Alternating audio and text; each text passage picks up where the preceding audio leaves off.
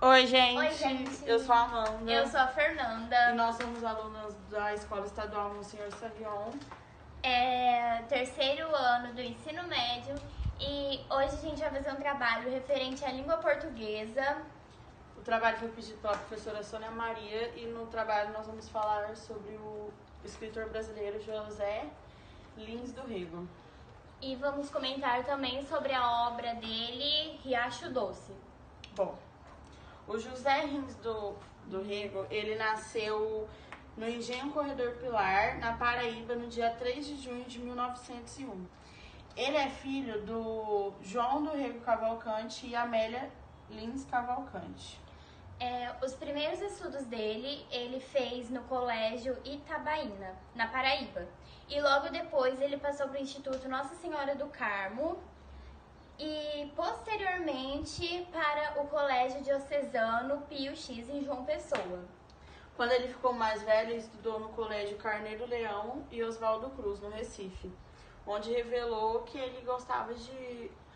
revelou interesse por literatura.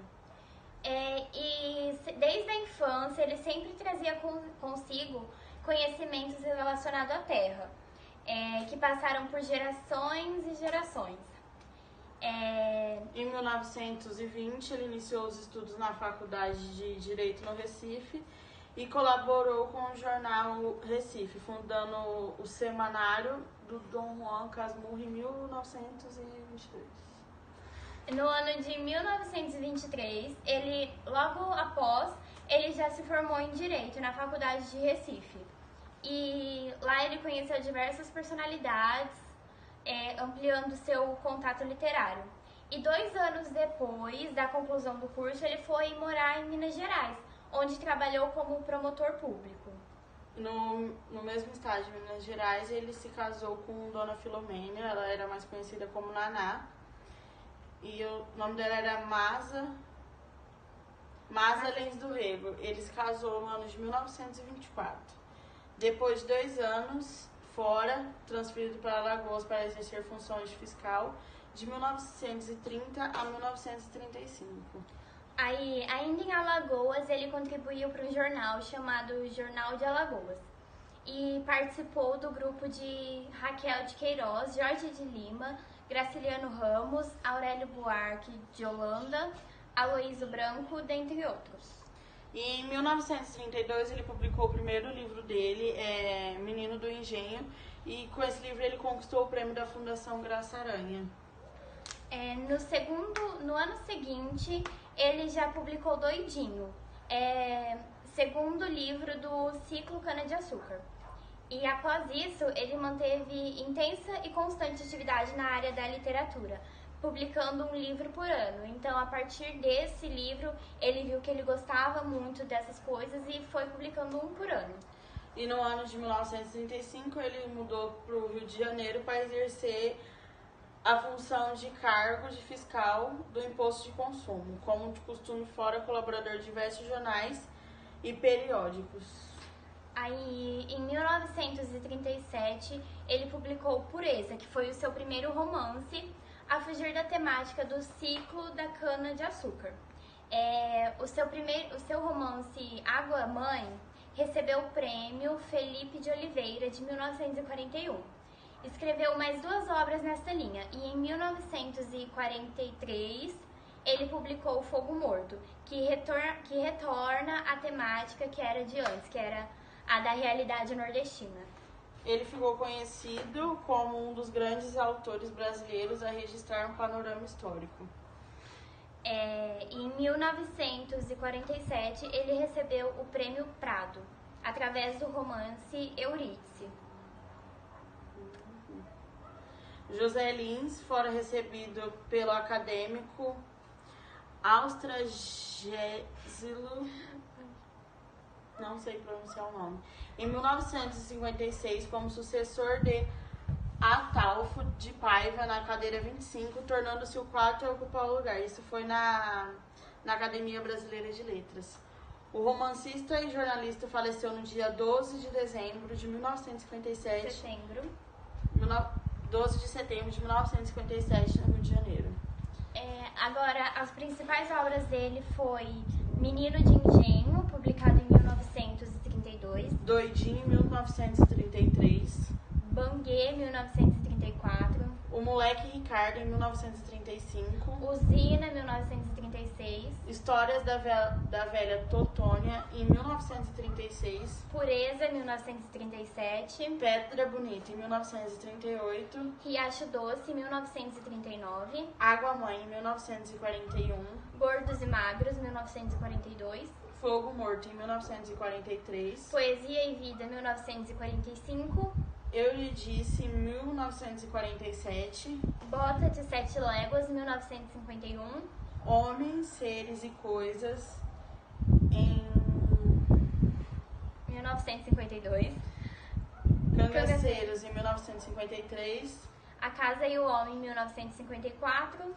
Roteiro de Israel, em 1955. Meus Verdes Anos, 1956. Gregos e Troianos, em 1957. Presença do Nordeste na Literatura Brasileira, 1957. E O Vulcão e a Fonte, 1958.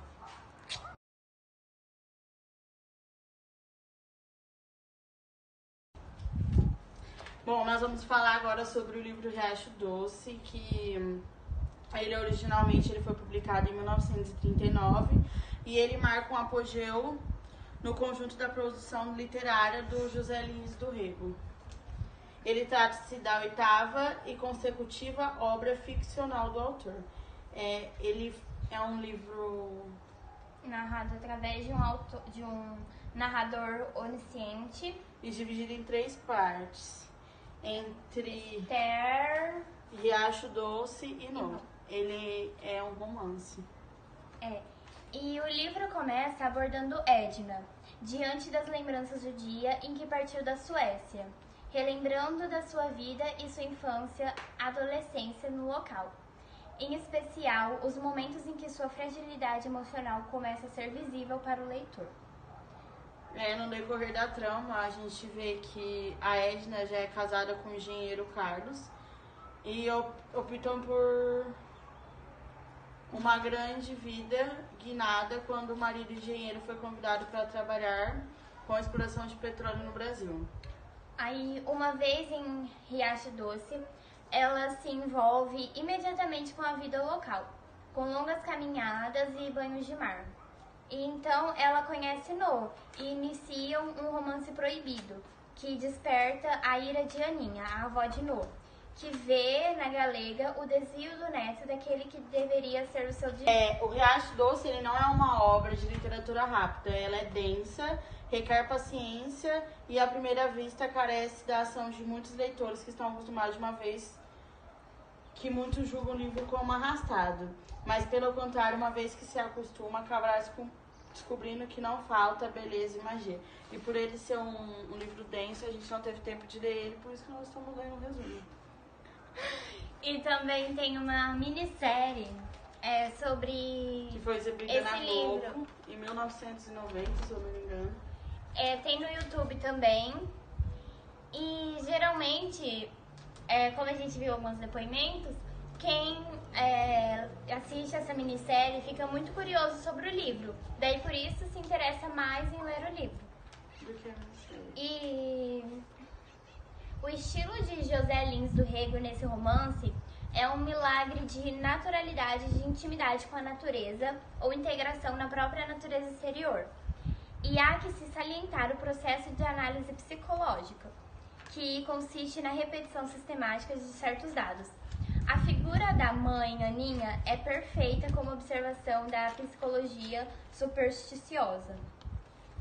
O José Lins uniu como ninguém memória e imaginação, primitivismo e arte, povo e ficção, personagens nativas e rústicas se misturaram a essa estranha sueca fascinada pelo mundo bárbaro e poderoso de um Nordeste que é tudo verdade, vista e vivida.